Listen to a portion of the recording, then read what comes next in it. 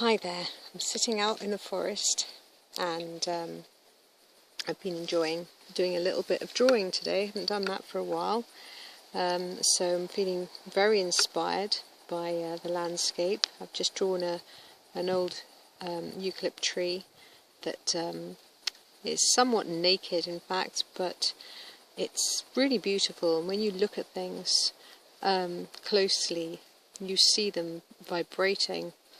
And I see this wonderful mauve colour going up and down the sides of the trunk, and it's really magical, especially the colours of the greens and everything else in the distance that work with it. So I'm getting very inspired since I've been here in Western Australia. All the colours, the scents and everything just really lift me up. I just got bitten by a massive ant though, and that wasn't very funny. And it made me think about the other day I kept on being drawn to eat this particular little fruit that grows on this succulent which can be found along the beaches. It's called Pigface, and the flowers are bright pink, but the flowers are all but gone. But the actual succulent, the leaves themselves, you can use in salads. You can also use it as a healing herb. And the little fruits themselves you can eat. They are slightly sweet, but with a very salty aftertaste. You can use them instead of salt. Anyway, the indigenous people of Australia have been using those for years, and it was mentioned in Gardening Australia the other day when I was watching it with Dave, and we yeah, so I just thought, oh, I'm going to try this. So I tried this fruit the other day, and it was very slimy, a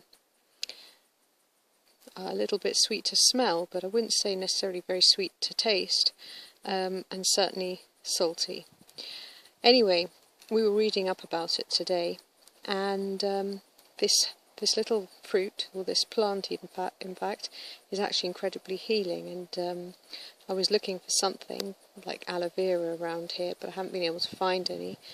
And so today I shall go back to the beach and get some and use it to put on the ant bite that I've just been given by a giant massive ant who was very cross, and also to put it on my scar, which is still a little bit irritated from walking around in a wet swimming costume.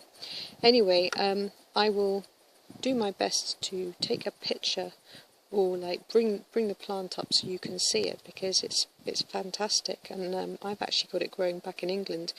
I got a cutting from St Margaret's Bay. It's got a bit of a microclimate in Kent where I live, and so things like that grow, and they've blown over the channel and seeded themselves. So obviously it's a different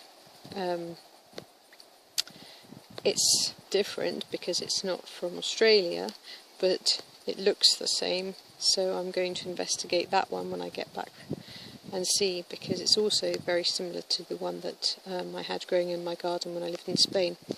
Anyway, I hope everyone is looking after themselves, and yeah, it's amazing how you just keep discovering all of these wonderful plants that can help us to have more comfort and more harmony in our own lives with their healing benefits.